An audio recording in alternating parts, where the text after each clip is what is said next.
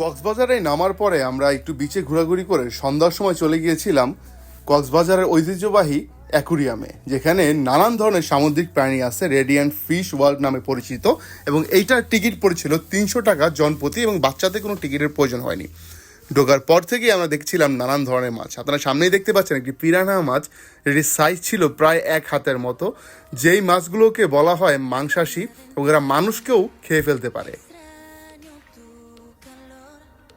এরপরে স্টিংরে সহ star fish, buying fish সহ ইল সহ নানান ধরনের ফিশ ছিল এই জায়গাটাতে, যেগুলো আমরা দেখছিলাম, কিন্তু এগুলো অনেকটা ইন্টারেস্টেড ছিল না। তাই আমরা এই জায়গাটাকে পার করে একটু সামনের দিকে এগিয়ে চলে গেলাম, এবং এখানে দেখতে পারলাম যে একটি ডলফিন আছে। তারপরে ছিল দেশীয় কিছু মাছের মতন সুন্দর করে সাজানো ছিল এই জায়গাটি, বিদেশি দেশি মাছের ভরপুর, এবং কচ্ছপও ছিল এর নিচে। এরপরে দেখতে পাচ্ছিলাম যে মানুষ বা যারা এখানে ক্লায়েন্টে ঘুরতে গিয়েছিল তারা মাছকে ফিডিং করাচ্ছিল, খাওয়াচ্ছিল এখান থেকে।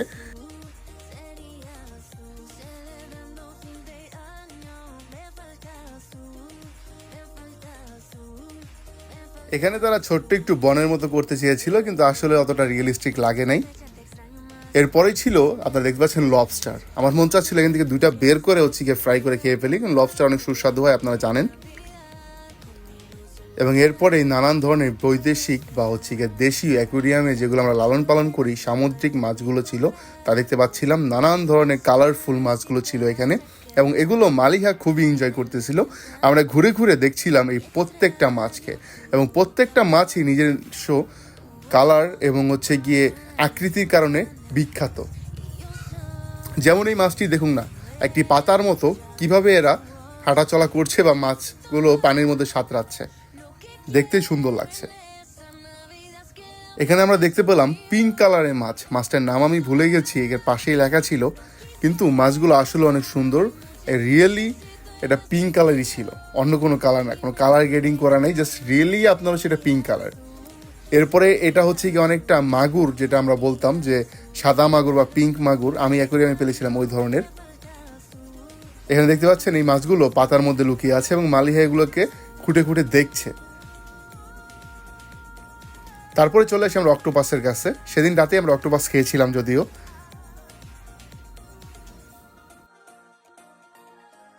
এখানে লিমা চেষ্টা করছে মালিহাকে দেখানোর কোনটা কি মাছ, মাছগুলো কি করতেছে, এদের নাম কি।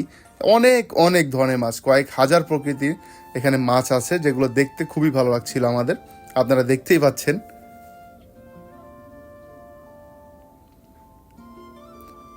এরপরে আমরা একটা গলির মধ্যে দিয়ে চলে যাই 2য় তলায় ওঠার জন্য। তার আগেই একটা জায়গা আছে যেখানে চারোপাশ থেকে আপনার মাছ, আপনি একটা গ্লাসের মধ্যে দিয়ে হেঁটে যাচ্ছেন, আপনার চারোপাশে এবং উপরে একটা অ্যাকুরিয়ামের মতো, আপনি অ্যাকুরিয়ামের মধ্যে দিয়ে হেঁটে যাচ্ছেন। এগুলোও কিন্তু এক ধরনের মাছ, সামুদ্রিক মাছ দেখতে পাচ্ছেন আপনারা। এগুলোকে আমরা বাইং ভেবেছিলাম, পরে আবার সাপ ভেবেছিলাম, কিন্তু এটার আসল কাহিনীটা আমি জানি না, সত্যি কথা বলতে। এরপর একটা ফাঁকা প্লেসে আমরা চলে আসলাম। এখান থেকে আমরা 2য় তলার সিঁড়ি যেটা আছে এটা আমরা খুঁজে পেলাম। আপনারা দেখতে পাচ্ছেন, যেটা কথা আপনাদেরকে বলেছিলাম যে অ্যাকোরিয়ামের মধ্যে মাছ থাকে, কিন্তু এখানে উল্টো, অ্যাকোরিয়ামের মধ্যে আমরা ঢুকে যাচ্ছি। এখানে চারোপাশে আপনার পানি, এবং খুবই সুন্দর একটা জায়গা, খুব ভালো লাগছিল এই জায়গাটার মধ্য দিয়ে হেঁটে যেতে, এবং খুবই এনজয়েবল।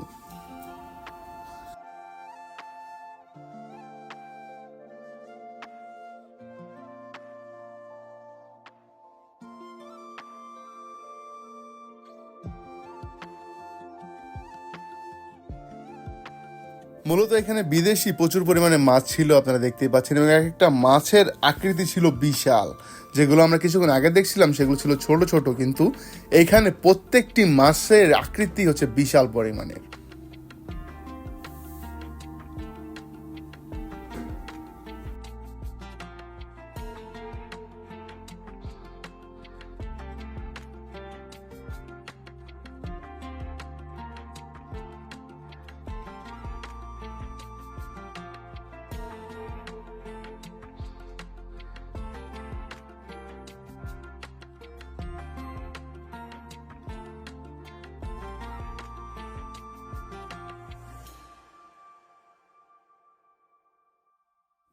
এরপরে আমরা এখানে দেখা শেষ করে একটা অন্ধকার গলির মধ্যে দিয়ে এগিয়ে যাচ্ছিলাম 2য় তলায় ওঠার জন্য। এটিও একটা সিঁড়ির প্রসেসিং, দেখতে পাচ্ছেন আপনারা। এখানে কচ্ছপ, স্টিংরে সহ নানান প্রজাতির মাছ আছে, এগুলো সব কচ্ছপ।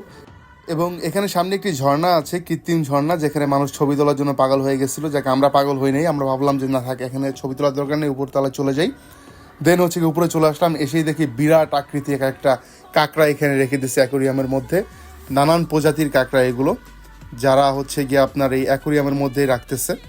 এরপরে আরেকটা প্লেসে আসলাম, এখানে উপর দিয়ে পানি, সাইড দিয়ে আপনারা দেখতে পাচ্ছেন এখানে ছোট ছোট ঘর করে এখানে মাছগুলোকে রাখা হয়েছে। এবং আবারও সেই আমার ফেভারিট লবস্টার। আর সবচাইতে সুন্দর হচ্ছে গিয়ে এই কালারিং ফিশগুলো, আপনারা দেখেন যে কতটুকু সুন্দর।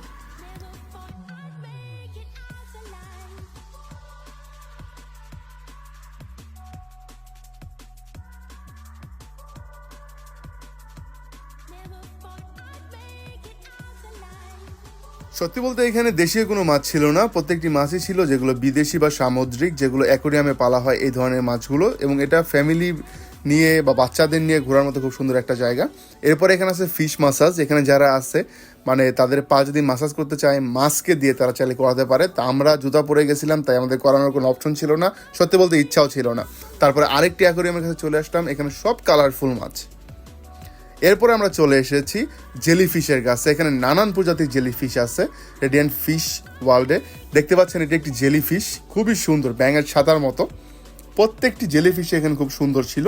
যে মাছগুলো আমরা অনেকেই এর আগে ফেসবুকে, ইউটিউবে কিংবা টিভিতে দেখেছি, সেগুলো আমরা বাস্তবে দেখলাম। তারপর তৃতীয় তলায় চলে আসার সময় আমাদের সামনে বাজলো একটি আপনার শপ, যেখানে হচ্ছে গিয়ে আপনার অনেক ধরনের শোপিস আইটেম পাওয়া যায়, বা হচ্ছে চামড়ার আইটেম পাওয়া যায়, বা নানান ধরনের আপনার যেই কালেকশনে রাখার মতো শোপিস আইটেমগুলো, এই ধরনের আইটেমগুলো পাওয়া যায়, কিন্তু খুবই এক্সপেন্সিভ। দেন আমরা এখান থেকে কিছু কেনাকাটা করলাম।